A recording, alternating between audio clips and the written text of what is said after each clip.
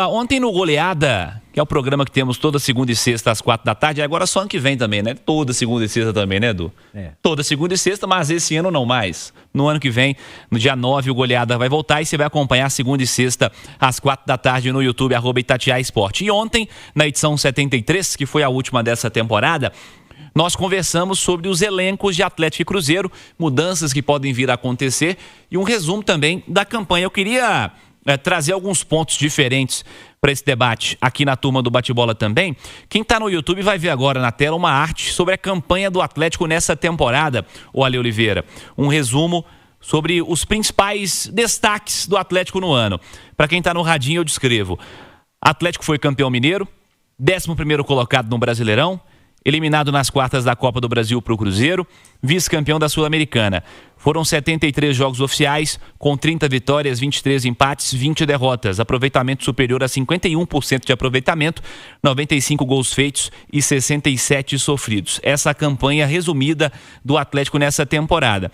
Se você for desconsiderar ali os jogos do Campeonato Mineiro, fizemos até esse exercício, né, Edu? Tirando os jogos do Mineiro ali no comecinho do ano, o número de vitórias cai drasticamente, o aproveitamento cai também. Como você definiria o ano do Atlético, este 2025, Ale Oliveira? Embora o Campeonato Mineiro dessa temporada, desse ano, ele tenha uma curiosidade, né? Porque o Atlético jogou as 3 primeiras partidas com o Sub-23 e depois meio que ficou ali sem poder errar, né? Não podia, empatou com o América, né? Erro zero. E aí, por exemplo, teve que vencer o Cruzeiro naquele jogo da expulsão do Gabigol, né? No Mineirão e tal, e atropelou na primeira... não teve final, né? Atropelou a América no primeiro jogo 4-0, então teve ali algumas peculiaridades e tal. E tem uma coisa também que, como a eliminação na Copa do Brasil, quartas de final, foi pro rival e no agregado 4-0, que fica feio, né? Fica feio, e meio que não teve jogo, talvez... o primeiro tempo da primeira partida lá na Arena MRV, o Atlético tenha conseguido equilibrar com alguns bons momentos, talvez até um pouco superior ao Cruzeiro, pouca coisa, mas não teve também disputa. Mas vale lembrar, eu acho que é válida a lembrança, principalmente depois de tudo que a gente viu do Flamengo em 2025, que foi o Atlético que eliminou o Flamengo da Copa do Brasil. Então, a única competição que o Flamengo não chegou à decisão, né? Foi a Copa do Brasil, e quem tirou o Flamengo foi o Atlético, né? Então, é que isso, como na sequência da competição você toma de 4-0 do rival no agregado, isso aí você perde um pouquinho o peso, mas isso aconteceu. Assim, se ganha a Sul-Americana, fica bem bonitão, né? Fica legal, porque você tem o título mineiro com esse contexto que eu disse, você tem a classificação para Libertadores, o que você vai conseguir um dinheiro maior, você vai conseguir atrair mais grandes jogadores, você comemora mais um título no ano. Então, se ganha a Sul-Americana, acho que fica bem bonitão assim, mas com uma derrota na Sula, sendo um time superior, sendo favorito na final e tal, eu acho que ficou meio um ano que o torcedor não vai lembrar com carinho, não, e nem pode. E muita confusão também, falta atraso de pagamento, jogador reivindicando, troca de treinador, jogador abaixo do que está acostumado a jogar. Então não foi um bom ano pro Atlético, na minha opinião, não, viu, Cirilo? Como você definiria, Edu Panzi? Ontem eu defini como medíocre, né? Foi. Mas contando o Mineiro, porque se tirar o Mineiro... Medíocre de médio? De médio. Se tirar o Campeonato Mineiro é muito ruim. Muito ruim mesmo. A gente fez a conta do Mineiro, qual que era? Os 4 empates? Eu não vou deixa eu pegar aqui, agora, vou abrir de novo, mas pode falar aí. Foram 4 empates. 4 empates, uma derrota. Deve ser 7 vitórias, vou pegar aqui. Isso, foi alguma coisa... a derrota que meio que... Na última rodada, no último... 1-0, né, pro América. Isso, não, foi isso, porque o mata-mata teve 4 jogos com 3 vitórias e uma derrota. E a primeira fase, 4 vitórias e 4 empates. Então, o total dá 7 vitórias com 4 empates e uma derrota. Essa foi a campanha. Você teve quantas vitórias no ano? 30. Você tira 7, 23. Cara, é pouco demais, né? Pouco. É muito pouco de vitórias para um time com elenco, com investimento que teve, com jogadores importantes como tem, 2 treinadores experientes. Não foi bom, cara, não foi bom. O Alê citou aí a Copa do Brasil, que o Atlético viveu um grande momento eliminando o Flamengo, e foi um grande momento, e depois, em seguida, o balde de água fria, quando foi eliminado sem nenhum tipo de contestação para o Cruzeiro. Então o peso é maior da eliminação, quando você é eliminado pelo seu principal rival. Assim como o peso da classificação contra o Flamengo foi muito grande. A Copa Sul-Americana do Atlético, apesar de ter chegado na final, isso eu falo desde o início. A Copa Sul-Americana do Atlético foi muito ruim, cara. Muito ruim. E foi finalista, pra você ver o nível técnico da competição. Quando você diz ruim, você não diz campanha, você tá dizendo jogo, nível de jogo. Cara, o Atlético terminou em segundo no grupo que era muito fraco. O Atlético conseguiu perder pro Iquique, com um time misto do Iquique, num jogo que ele fez 2-0. Ele tomou a virada. E cheio de jogador importante em campo do Atlético também. Então, o desempenho do Atlético na Sul-Americana foi sofrível. Mas que ele chegou à final e por muito pouco não foi campeão, perdeu nos pênaltis também. Aliás, os pênaltis protagonistas no futebol brasileiro na temporada de 2025. E o Campeonato Brasileiro do Galo, sinceramente, é muito ruim, até a penúltima rodada com chances de rebaixamento. Então, com o Campeonato Mineiro, temporada medíocre, no sentido de média mesmo. Sem o Campeonato Mineiro, temporada horrorosa do Atlético. Ale, o que foi feito esse ano, que não pode se repetir na próxima temporada, e o que ficou de positivo? Tem algo de positivo nesse recorte aí, Ale? Eu acho que na equipe profissional não é o que mais me chama a atenção, né? Eu acho que tem alguns aprendizados, né? Principalmente da parte administrativa, para que você tome mais cuidado, para que não aconteça o que aconteceu nesse ano, né? De atraso de pagamento, de jogador indo reclamar, e enfim, essa situação toda. O que eu gostei foi da iniciativa realmente mais agressiva da reformulação da base. Para mim, o que mais me chama a atenção, você não faz futebol mais se você não tiver uma base forte, não tiver uma transição eficiente das categorias menores para a equipe principal. Você pode pegar, inclusive, as equipes que lideram o Campeonato Brasileiro. Claro, fazem grandes investimentos, são grandes contratações, mas dá uma olhadinha, só para citar dois, o que Flamengo e Palmeiras estão fazendo de dinheiro com jogadores oriundos das suas categorias de base. É impressionante, uma devolução técnica no primeiro momento e depois financeira. Então, você não pode pensar futebol sem ter uma categoria de base estruturada, e eu acho que o Atlético, verdadeiramente, depois de muitos anos, caminhou nesse sentido. Para mim é o que... Porque você está plantando, né? Principalmente a turma do Sub-17 é uma turma que pode render frutos. Então acho que isso foi o mais significativo, na minha opinião. Vamos conversar um pouquinho sobre o elenco, hein? Sobre o desempenho da turma também. Vamos colocar na tela os goleiros do Galo aí para essa temporada, para a gente destacar. A gente descreve para a turma que tá no radinho, no YouTube a turma tá vendo aí a lista, a partir de agora, né? A lista do elenco atleticano. Goleiros que terminaram o ano, amigos, esses aí, ó. Everson, titular absoluto, com Delfim, Átila e Robert. O Atlético fez a estratégia de ter um goleiro referência, que não dá brecha para nada, né? O Everson é o titular em todos os jogos, até com time misto, time reserva. O Everson joga todos. E tem 3 garotos, né? Fazendo parte do elenco profissional, ou do que é considerado elenco profissional, como as opções. Você manteria a mesma estratégia para o próximo ano, Edu? Precisa de mais alguma coisa aí? Não mexeria no gol. O Delfim, quando foi acionado, foi bem, cara. Foi bem no gol. E é difícil o goleiro, quando tem um que não sai de jeito nenhum, que joga todas, como no caso é o Everson. Para o reserva é sempre mais complicado entrar, porque está sem ritmo de jogo, pouquíssimos minutos. Mas eu não mexeria no gol, não. O Robert é um cara com potencial muito grande também. Enfim, acho que o Atlético não tem que pensar queimar fosfato e nem dinheiro com o gol. Perfeitamente. Para você, Ale Oliveira...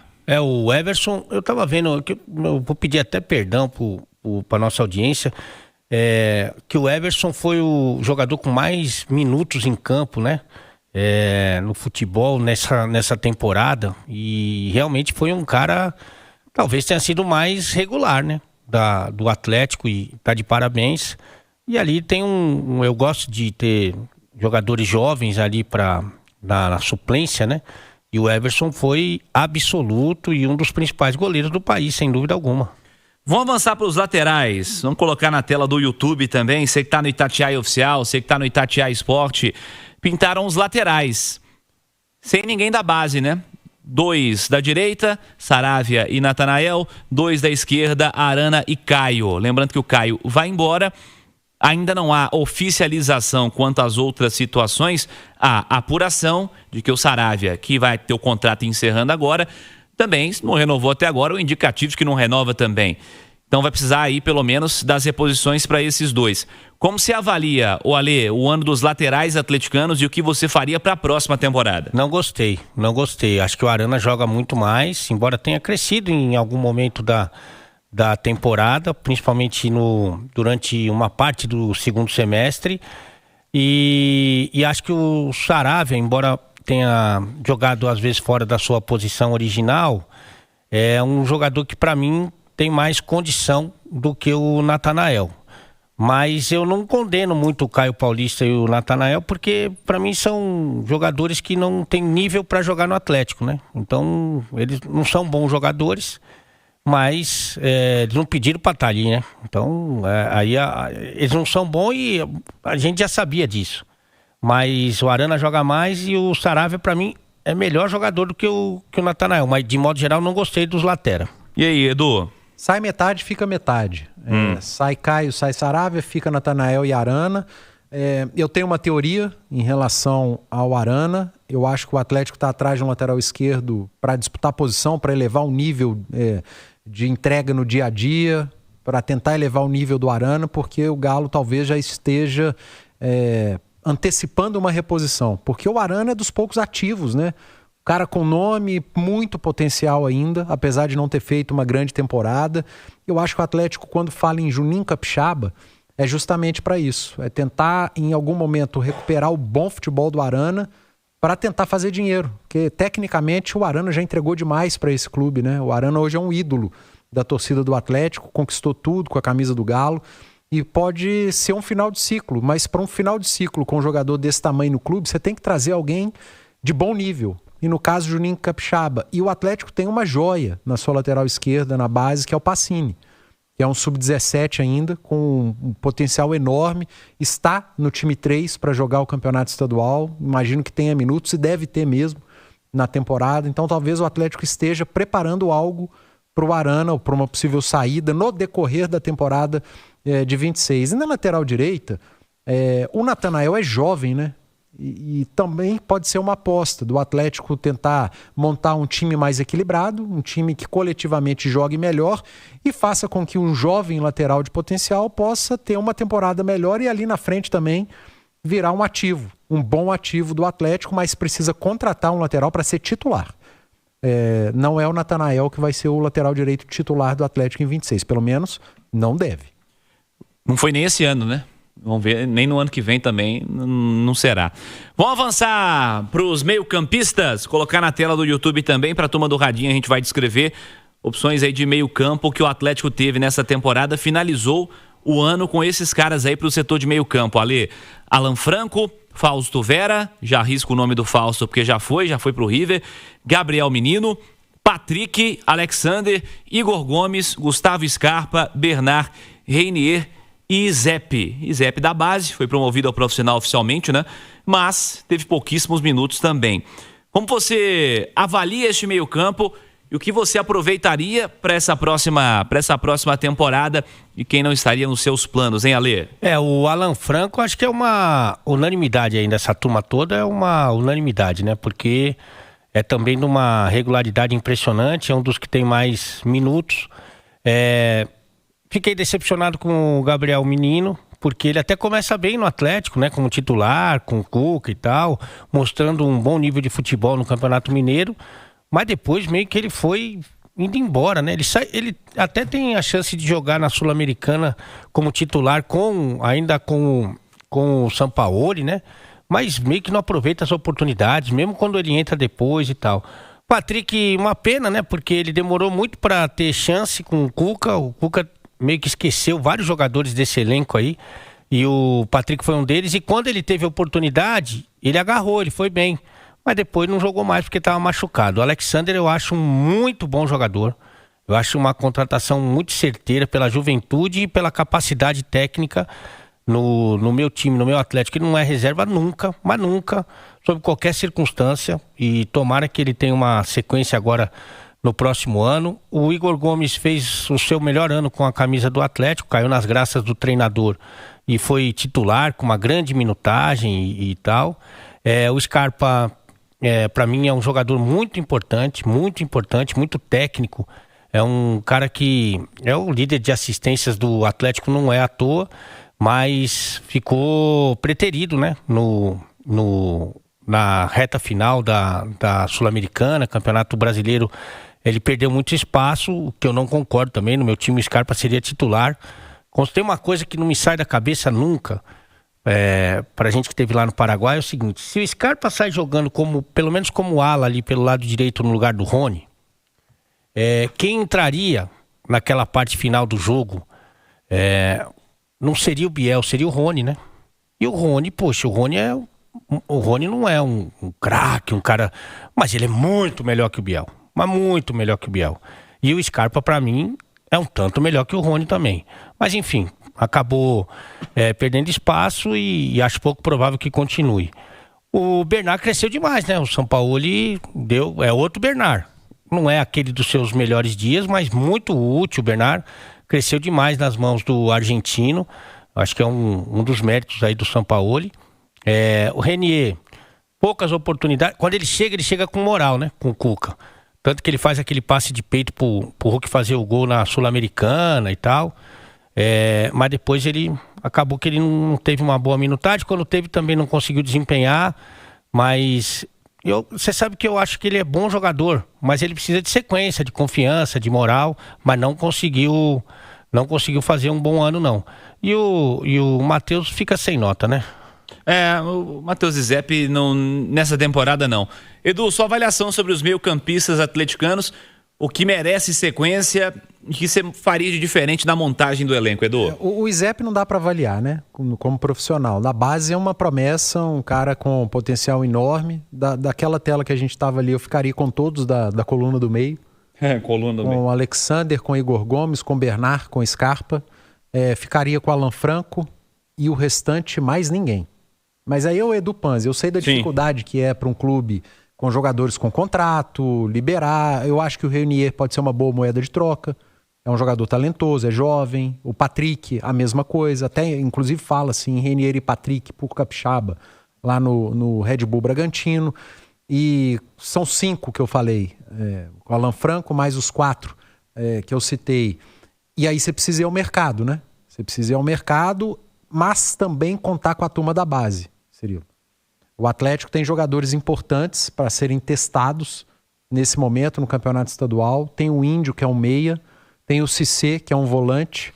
Tem o Igor Toledo, que veio do Vasco da Gama, da base do Vasco, e que é um primeiro volante. Eu apostaria mais desses 3 aí no Cissé, que é o melhor falado.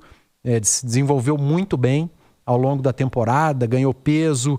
É um cara que domina o meio de campo na base. Eu sei que o profissional é diferente, mas eu tenho que ser coerente com o que eu tenho falado. O Atlético não pode abrir mão de usar a base em 2026. Não tem como negociar isso mais. Você tem o Vitão, que é zagueiro, ele precisa fazer parte do elenco.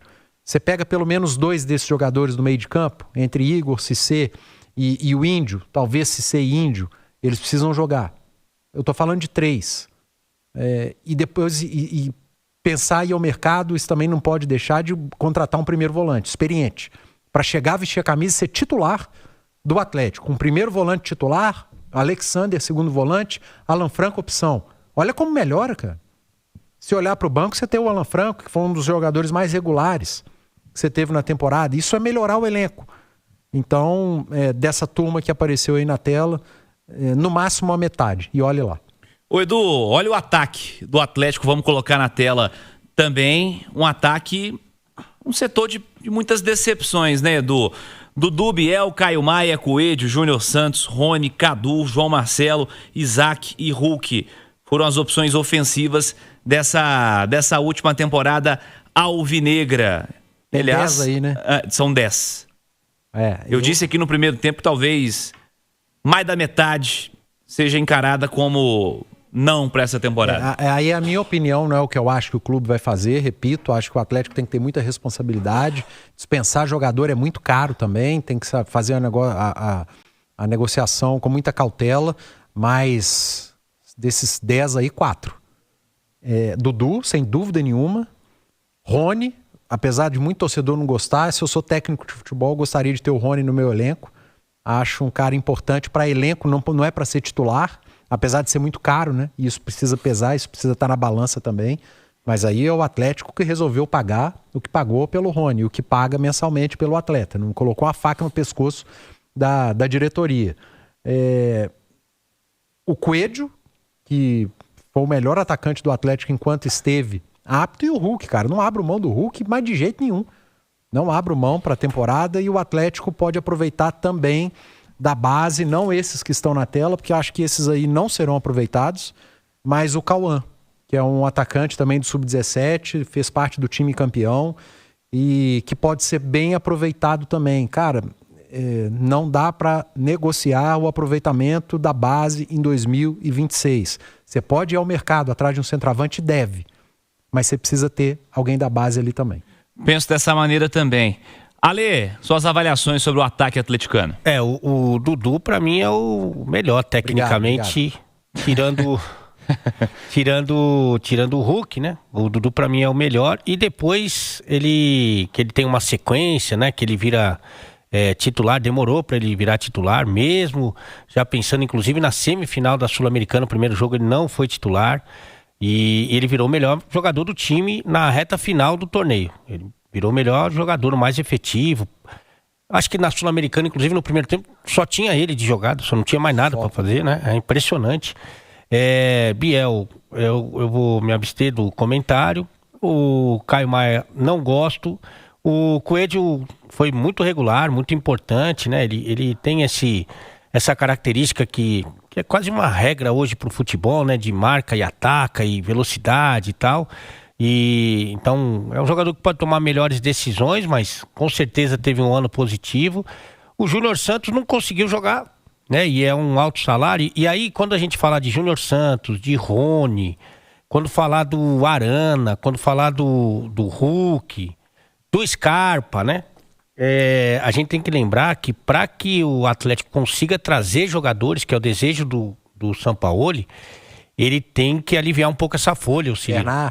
Bernard, tem que aliviar um pouco essa folha e não adianta tirar os menorzinhos, não adianta. Não adianta sair. Não tem alívio, né? Não tem alívio. Patrick e tal, não adianta. Ele tem que fazer uma.